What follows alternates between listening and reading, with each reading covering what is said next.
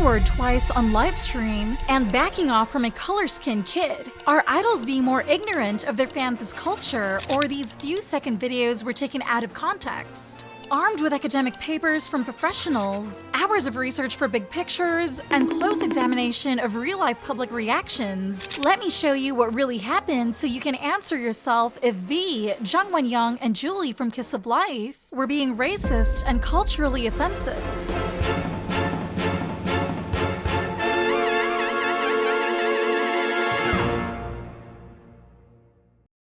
V, BTS. Picture this, a track by A$AP Rocky with lyrics that would make your grandma blush. But V was caught in the act and chaos quickly ensued. Here, V mouthed the N-word twice. On pussy nigga tired. Pussy nigga tired. And also said the derogatory P word of a female body. Online, lots of non-fans also insisted V's guilty as charged. They've got video evidence showing his lips moving right when that word hits. It's a damning case, especially since he doesn't shy away from belting out other eyebrow-raising words. But still, there is another camp of opinion arguing V's innocence. They say it's a case of bad timing. His mouth was merely ajar when the N-word reared its head. They also have solid evidence to back up the reasoning. Mute the audio and you'll see. He's as innocent as a kitten. Where do I stand? Well, armed with 2 research papers, Neural Basis of Motion Perception and Music Videos by Bartels and Zaki in 2000, and the famous McGark effect developed in 1976, both of which talked about how perception could be impacted by the interaction between vision and hearing. I'm in Camp 2, but also a bit in Camp 1 because, you know, life is not just black and white. Zooming out for a moment, the N-word isn't just any word. It's a cultural landmine with different detonation rules worldwide. In America, it carries the heavy baggage of slavery and discrimination. But overseas, where this history doesn't weigh as heavily, the word's potency wanes. Take South Korea itself, for example, where the most common word I is pronounced nigga, nega, sounding similar to the N-word but doesn't carry the same cultural baggage. Plus, it's worth noting that the cancel culture doesn't translate across these cultural borders well. However, I also believe what V did should be called out because he seemingly clearly said the P word,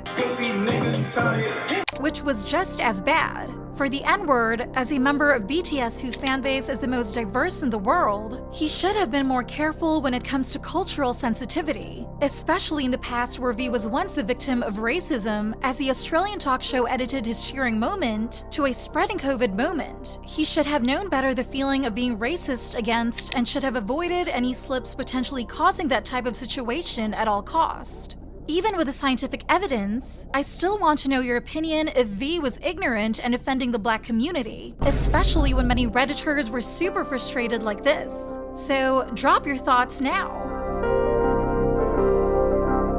Jang Wonyoung, IVE. This video of Jang Wonyoung, a mere 5-second snippet in Madrid, has taken Twitter by storm, amassing over 4 million views and sparking an array of fervent discussions among fans. Here, a child approaches Wonyoung, waving and reaching out to touch her hair. What happens next is nothing short of a spectacle. Wonyoung's reaction is swift and instinctive.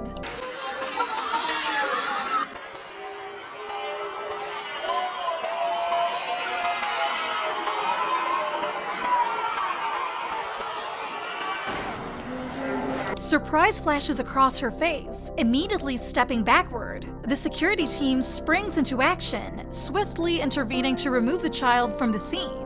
Now, here's where the plot thickens. The child is not white.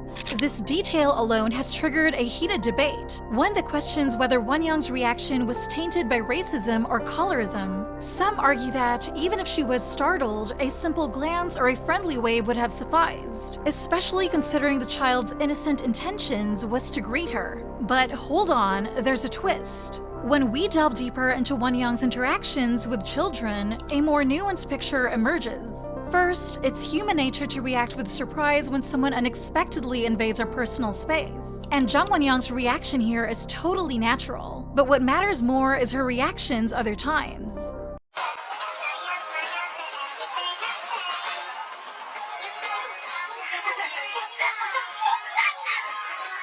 You can see, during the casual chocolate shopping, a child darts close to Wonyoung. Yet, since there's no physical contact, her reaction isn't as pronounced. It's not about skin color, it's about that element of surprise when personal space is invaded.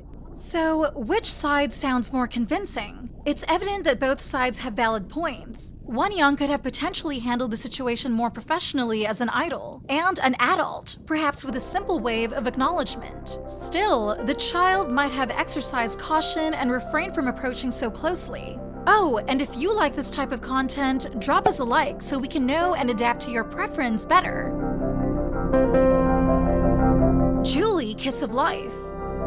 On the street, it's done so effortlessly. Yeah, these niggas can't sleep on me. There's no inception in this bitch. I'm top chef. Can you spot the controversial part? On TikTok, videos dedicated only to criticizing her saying the N-word when covering B.O.B's Strange Cloud garnered up to about 2.8 million views. Of course, like any other K-pop controversies, there are still people defending Julie, saying people were probably mishearing singer to the N-word. Other points are, YG Entertainment probably made her sing the word, intentionally didn't censor the part, and people were being too harsh as other Western artists have been seen saying this word a lot. Personally, as much as I support Kiss of Life and Julie, especially for her determination in still pursuing the idol career after leaving the Black label, I don't think any of the justifications sound right. She was an adult already and should have acted respectfully. But one thing I do agree with here is that rather than humiliating her, people should just bring it up and leave her room for an apology.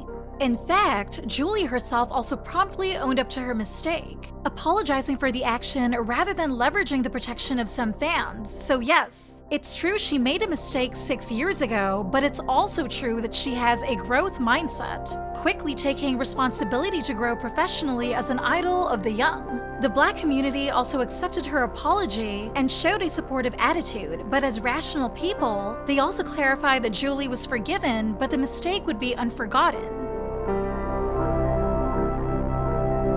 Here is another video mentioning times top idols were accused of racism. Plus, if you want part 2, which will potentially mention the case of BTS's RM, Baby Monster's Ion, 17, and many more, let us know.